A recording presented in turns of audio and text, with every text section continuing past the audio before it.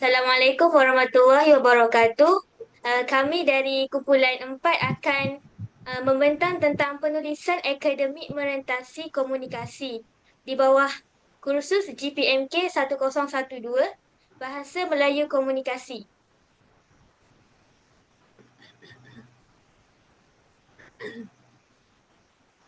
Sebelum kami memulakan pembentangan, kami ingin memperkenalkan diri kami. Saya Norhana Najwa binti Suhaili.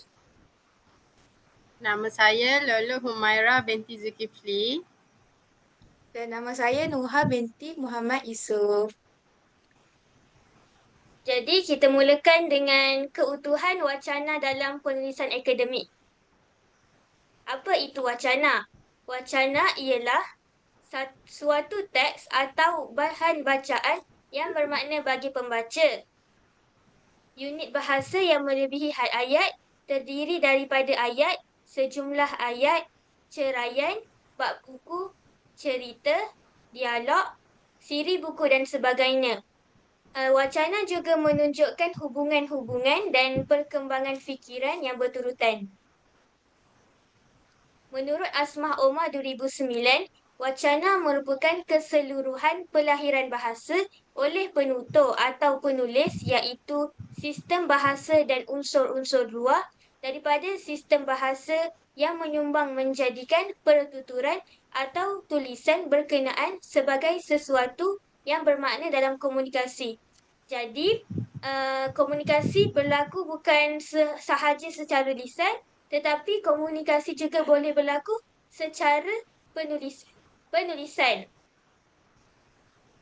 Ciri-ciri keutuhan wacana, di sini saya sertakan 7.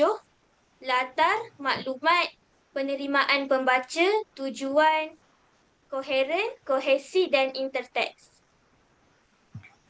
Domain keutuhan wacana terbahagi kepada 4. Yang pertama, keutuhan semantik. Yang kedua, keutuhan leksikal. Yang ketiga, keutuhan gramatikal. Yang keempat ialah keutuhan fonologi. Pertama, saya akan kupaskan tentang keutuhan semantik. Keutuhan semantik merupakan jalinan makna di antara satu ayat dengan ayat yang lain. Keutuhan semantik terbahagi kepada 2 bahagian iaitu hubungan semantik di antara bahagian-bahagian wacana dan yang kedua ialah hubungan semantik yang dilihat dari segi konteks atau latar wacana. Hubungan semantik di antara bahagian-bahagian wacana pula terbahagi kepada 4. Hubungan sebab dan akibat, hubungan sebab dan tujuan, hubungan sebab dan hasil, akhir sekali hubungan latar dan kesimpulan. Manakala hubungan semantik yang dilihat dari segi konteks atau latar wacana terbahagi pula kepada 3. Yang pertama, kesatuan tajuk atau topik. Yang kedua, hubungan sosial, penutur dan pendengar. Akhir sekali, latar bahasa yang bersesuaian.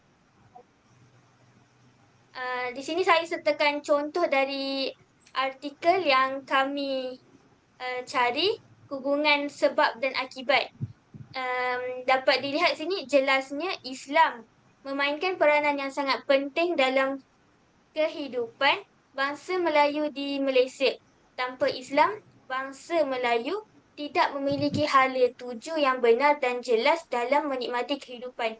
Jadi ayat yang pertama kat sini, Islam memainkan peranan yang sangat penting. Itu merupakan hubungan sebab. Akibat kita boleh lihat dari perkataan tanpa Islam, bangsa Melayu tidak memiliki hala tuju yang benar dan jelas. Begitu. Seterusnya saya teruskan dengan keutuhan leksikal. Leksikal melibatkan pertautan antara perkataan atau frasa secara semantik atau makna dalam sesebuah wacana serta melibatkan unsur pengulangan perkataan. Keutuhan leksikal ada 4 bahagiannya. Yang pertama, antonim, sinonim, pengulangan kata yang sama, unsur bersambut, hiponim, homonim, akronim dan kolokasi. Contoh yang saya sertakan di sini merupakan kolokasi. Kolokasi merupakan frasa yang berbeza tetapi sering dikaitkan bersama. Contoh kat sini, dalam Islam, definisi pendidikannya sangat luas dan bersepadu, merangkumi seluruh cara hidup manusia. Kurikulumnya datang daripada Allah, mengandungi aspek-aspek seperti akidah, kepercayaan, syariah, undang-undang, ibadah pekerjaan, akhlak, tingkah laku, sains, teknologi, sosiologi, politik, ekonomi dan lain-lain. Ia merangkumi kehidupan di dunia dan di akhirat dalam satu disiplin yang lengkap. Jadi perkataan kat sini kita boleh kenal kolokasi ialah perkataan dunia dan akhirat. Bila kita sebut dunia, automatik kita akan teringat juga akhirat. Itu yang dimaksudkan dengan kolokasi. Seterusnya kita pergi kepada keutuhan gramatikal. Gramatikal kita sedia maklum ialah nahuan atau tata bahasa. Gramatikal terbahagi kepada 4, penanda rujukan, penanda penggantian, penanda elipsis dan penanda penghubung. Contoh yang saya sertakan ialah penanda rujukan.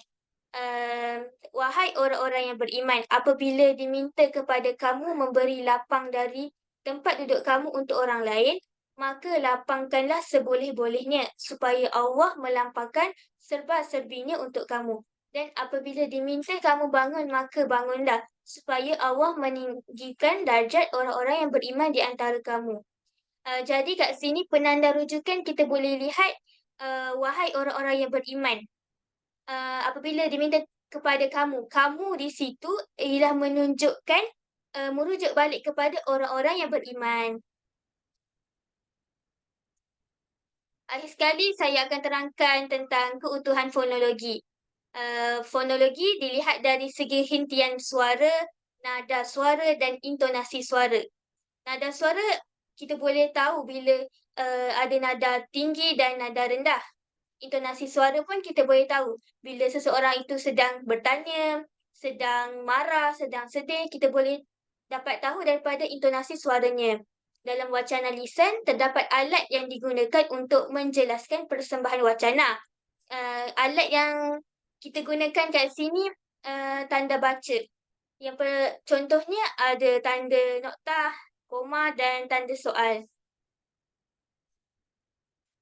Contoh saya letak di sini ialah tanda soal.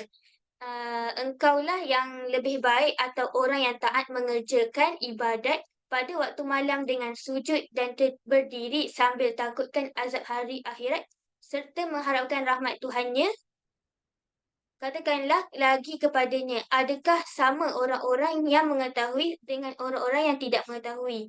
Sesungguhnya orang-orang yang dapat mengambil pelajaran dan peringatan hanyalah orang-orang yang berakal sempurna. Jadi kita boleh nampak kat sini tanda soal di ayat, adakah sama orang-orang yang mengetahui dengan orang-orang yang tidak mengetahui? Dekat situ pun kita boleh nampak dengan nadanya macam nada orang yang bertanya. Itu kita panggil sebagai keutuhan fonologi. Baiklah, itu sahaja pada saya.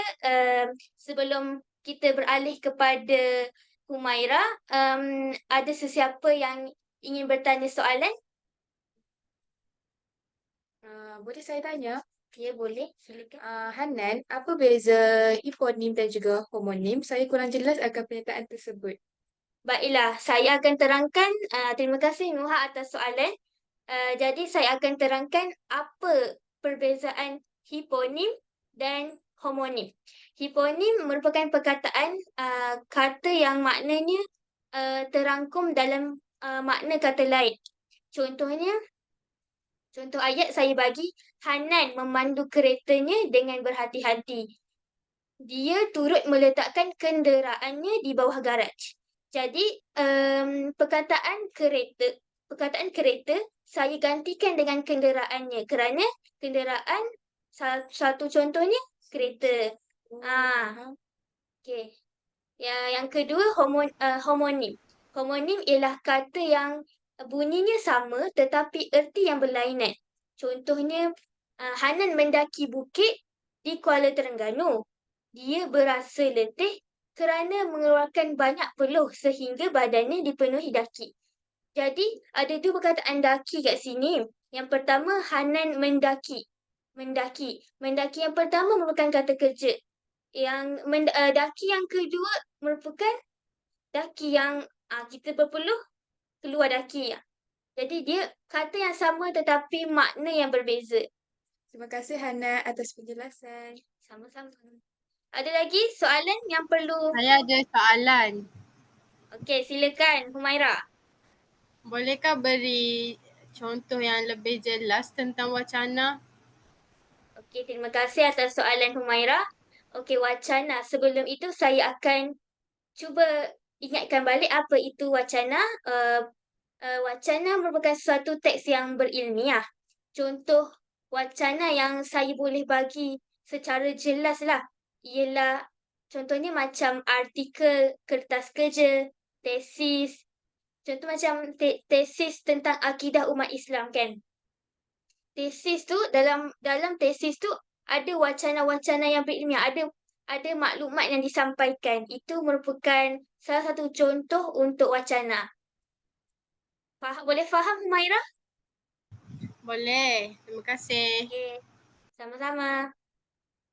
Baiklah, saya teruskan pembentangan kita kepada Humaira. Terima kasih kepada rakan pembentang saya, Hanan. Saya akan, nama saya Lulu Humaira binti Zulkifli dan saya akan membentangkan sistem rujukan APA. Okey, dalam tajuk yang saya akan bentangkan ni, saya akan mula-mula pengenalan APA edisi ke-7. Yang kedua adalah format manuskrip ataupun penulisan. Yang ketiga adalah penulisan rujukan dalam teks dan akhir sekali adalah suntingan daripada teks. Next. Okey, baiklah. Pengenalan kepada sistem rujukan. Okey, jadi dalam penulisan akademik, pelajar perlu membaca sumber-sumber lain sebagai bahan sokongan antara penghujahan. Antara sumber yang sering dirujuk ialah buku, terbitan berkala, artikel, jurnal, bahan elektronik, tesis, badan berkanun, swasta, kerajaan, akhbar, laman web dan sebagainya. Senarai bahan rujukan perlu ditulis di bahagian akhir penulisan akademik. Jadi kita ada 3 gaya penyenaraian sumber rujukan di dunia, termasuklah Harvard Style, Modern Language Association, MLA Style dan juga Chicago Tribune Style.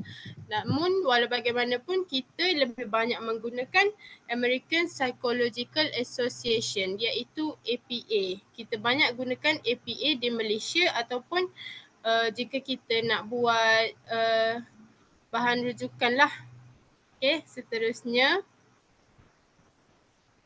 Okey, format manuskrip. Format manuskrip gaya APA ini, dia akan memberikan tumpuan utama untuk tajuk dan subtajuk tu. Okey, untuk tulis rujukan APA ni mula-mula kita mestilah letak tajuk besar dia. Contohnya kita sedang buat rujukan tentang pembelajaran secara atas talian. Jadi kita perlu letak tajuk besar dia tu iaitu pembelajaran secara atas talian. Seterusnya kita letak rujukan atau bibliografi, rujukan dalam teks. Kalau ada jadual atau rajah kita boleh letak sekali. Line spacing dan juga margins pun kita perlu ikut gaya APA. Okay, seterusnya. Seterusnya ini adalah format tajuk dan subtajuk APA. Okey, kalau dalam pendahuluan kita akan mulakan ayat pertama dalam perenggan, contohnya menurut Kamus Dewan edisi ke-21. Okey, kalau pengenalan kita akan mula ayat pertama dalam perenggan juga sama dengan pendahuluan. Kalau yang ketiga, ini adalah contohnya, guru dan pemimpin sekolah adalah rujukannya. Okey, yang keempat adalah pemilihan guru. Ayat pertama dalam perenggan maksudnya kita rujukan kepada guru tersebut adalah merupakan rujukan daripada APA itu sendiri. Seterusnya adalah kelayakan minima pengambilan calon guru. Ini adalah tajuk besarnya dan kita sambung dengan dia punya rujukan lah. Seterusnya rujukan dalam teks iaitu citations. Yang pertama adalah pengarang yang sama menerbitkan beberapa bahan dalam tahun yang sama. Yang kedua, rujukan daripada sumber mestilah sumber sekunder. Yang ketiga, bilangan penulis boleh sama ada seorang penulis, dua orang penulis, tiga atau lebih penulis. Maksudnya kita boleh ambil berapalah penulis yang kita nak. Seterusnya, penggunaan nama untuk rujukan dalam teks dan seterusnya dua cara rujukan dalam teks iaitu autofocus dan infofocus. Seterusnya, okey, apa itu rujukan dalam teks? Rujukan dalam teks ataupun disebut citations ni dia digunakan dalam sebarang penulisan ilmiah atau akademik. Rujukan dalam teks digunakan untuk memberitahu pembaca tentang rujukan asal pernyataan yang ditulis. Okey, contoh yang saya tunjukkan di sini adalah menurut Adams tahun 2010, pelajar lebih suka melaksanakan kerja khusus dalam kumpulan kerana ini dapat mengurangkan beban. Dia menunjukkan rujukan dalam teks sebab dalam ayat itu sendiri telah menunjukkan bahawa pelajar lebih suka melaksanakan kerja khusus dalam kumpulan ini diberitahu oleh Adams itu sendiri. Faham? Faham. Okay, seterusnya. Okey, ini adalah perbezaan rujukan dalam teks dan rujukan biasa. Okey, jika kita boleh tengok rujukan dalam teks ni yang telah saya highlightkan di sini, saya akan baca ya. Hakikatnya setiap individu mempunyai kecerdasan pelbagai yang tersendiri dan kecerdasan tersebut boleh dipupuk melalui pengalaman hidup yang dilaluinya sama ada pengalaman tersebut berlaku secara formal atau tidak formal. Afifah Syatirah Muhammad Ali. Okey, apa yang kita boleh lihat di sini, apabila rujukan tu berada dalam teks, lepas sahaja dia memberitahu sesuatu fakta, dia akan terus nyatakan siapa fakta ini daripada siapa, iaitu daripada Afifah Syatirah Muhammad Ali 2012. Sama juga seperti bawah ni, ada juga rujukan menunjukkan dia beritahu dahulu rujukan nama kepada rujukan tersebut, seterusnya dia akan menyatakan fakta yang diberitahu oleh orang yang dirujuk itu. Jadi bagi rujukan yang duduk di belakang ini pula, dia akan menyatakan nama, tajuk dan tempat sahaja dan tahun terbitan dia. Berbezalah dengan rujukan dalam teks ni. Tapi walau bagaimanapun kita masih lagi boleh menggunakan dua-dua cara ni dalam teks yang kita buat. Okey, Seterusnya saya akan menerangkan dua cara menulis rujukan dalam teks. Cara yang pertama adalah autofocus ataupun bahasa Melayunya nama penulis diutamakan. Okey, seperti ayat yang tadi, kita utamakan nama penulis tu dulu, kita letak nama dia di hadapan. Contohnya, menurut Adams tahun 2010, pelajar lebih suka melaksanakan kerja khusus dalam kumpulan kerana ini dapat mengurangkan beban. Okey, yang kedua pula adalah infofocus ataupun fakta diutamakan. Okey, pelajar lebih suka melaksanakan kerja khusus dalam kumpulan kerana ini dapat mengurangkan beban. Ia adalah dua benda yang sama tapi cara penulisan sahaja yang berbeza, iaitu yang pertama ni dia mengutamakan nama penulis tu. Okey, yang kedua pula dia mengutamakan fakta yang diutamakan, yang dinyatakan oleh penulis tersebut. Okay, Seterusnya, penggunaan nama rujukan teks. Penulisan rujukan hanya menggunakan nama akhir atau nama keluarga. Okey, bagi nama orang yang terlalu panjang, kita hanya ambil nama keluarga beliau, iaitu contoh yang pertama adalah Li Lehong 2000. Kita hanya ambil rujukan Lee, L.H sahaja. Begitulah yang seterusnya, John W. Creswell pun kita akan ambil sama ada dalam rujukan dalam teks, kita akan ambil nama keluarga sahaja, ataupun rujukan di bahagian belakang kita akan buat singkatan huruf macam ni. Okey, seterusnya. Okey, ada soalan ke? Saya ada soalan, Humaira. Ya. Soalan saya, apakah contoh badan berkanun? Okey, contoh badan berkanun. Okay, saya akan beritahu dulu, badan berkanun ialah sebuah agensi separa kerajaan yang ditubuhkan di bawah peruntukan sesebuah akta parlimen atau enakmen Dewan Undangan Negeri.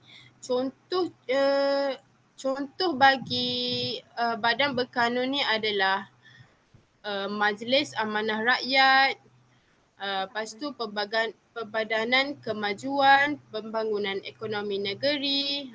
Dia ada dia punya short form. Ada soalan lain?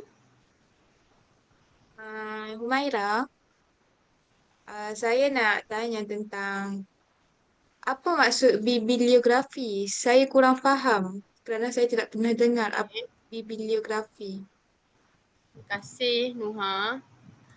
Bibliografi ni adalah daftar pustaka yang mencakup isi dan deskripsi suatu buku. Maksudnya kalau kita nak buat rujukan tu, kita kena ada bibliografi. Bibliografi ni dia termasuk apa?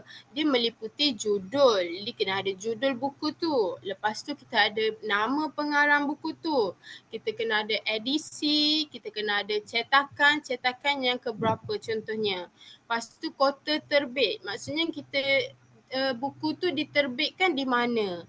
Lepas tu penerbit dia siapa, tahun terbit dia, jumlah halaman, ukuran tinggi buku dan juga ISBN. Semua perkara ni mesti ada dalam bibliografi tu untuk diletakkan dalam buku yang nak dirujuk tu lah. Okay, jelas tak Nuha dengan Hanan? Jelas, terima Humaira. kasih, Humaira. Thank you. Okay, sama-sama. Saya rasa itu saja pembentangan saya untuk tajuk sumber rujukan dan saya serahkan pembentangan kita kepada Nuha. Okay, terima kasih Humaira. Okay, saya akan teruskan dengan pembentangan. Nama saya Nuha binti Muhammad Yusof. Saya akan menerangkan berkaitan dengan kejelasan. Apa itu konsep kejelasan? Kejelasan menggunakan ayat yang ringkas dan tidak berbelit. Penulisan yang jelas dan mudah dipahami. Ayat tidak berulang-ulang. Ayat yang digunakan tidak disalah tafsir. Dan ayat tidak bersifat samar-samar. Baiklah. Kejelasan wujud melalui penggunaan bahasa komunikatif yang formal, penulisan secara objektif, penulisan ayat yang jelas, perkembangan idea secara logik, koheren dan kohesif, dan yang terakhir, langkah-langkah penulisan teratur. Jadi, saya akan menerangkan satu persatu berkaitan kewujudan kejelasan ini.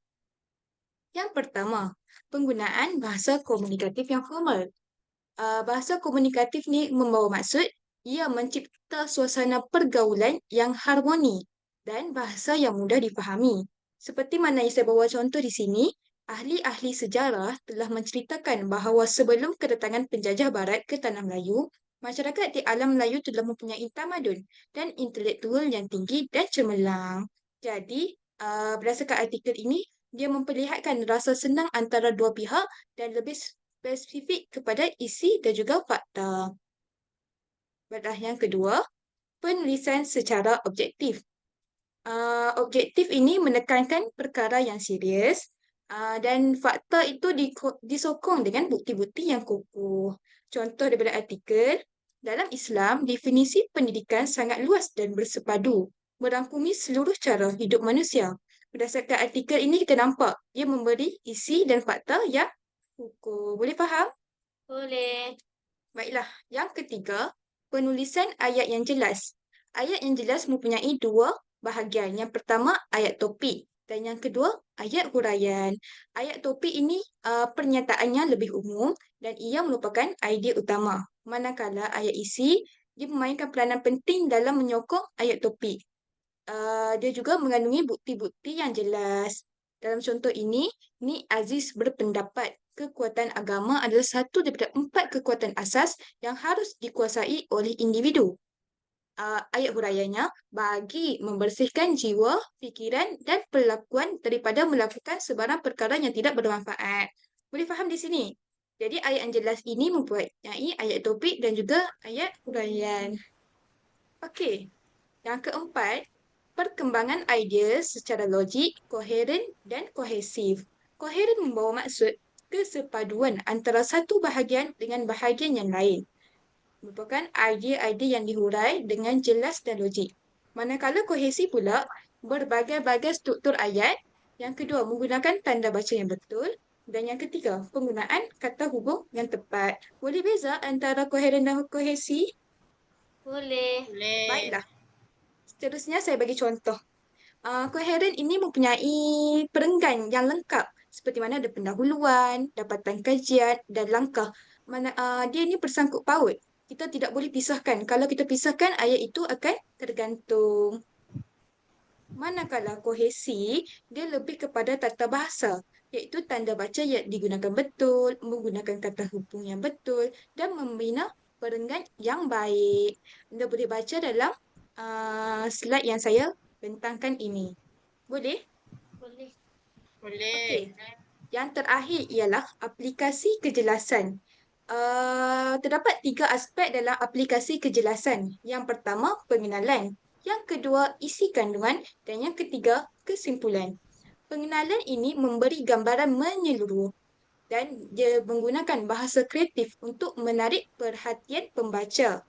Jadi setiap apa artikel semestinya ada pengenalan kan? Okey, yang kedua, isi kandungan. Ia terdiri daripada perenggan-perenggan dan ia juga merupakan esei pendek. Dia mempunyai fungsi yang tersendiri. Jadi, segala artikel mempunyai isi kandungan. Baiklah, yang terakhir ialah kesimpulan. Kesimpulan ini membawa maksud rumusan bagi keseluruhan isi. Keseluruhan isi berasaskan teori dan konsep. Dia juga merupakan penamat kepada penulisan. Jadi, satu artikel yang jelas, dia mempunyai 3 aspek ini. Yang pertama, pengenalan, isi kandungan dan kesimpulan. Baiklah, sesi soal jawab. Ada soalan? Saya nak tanya boleh? Boleh, Humaira, silakan.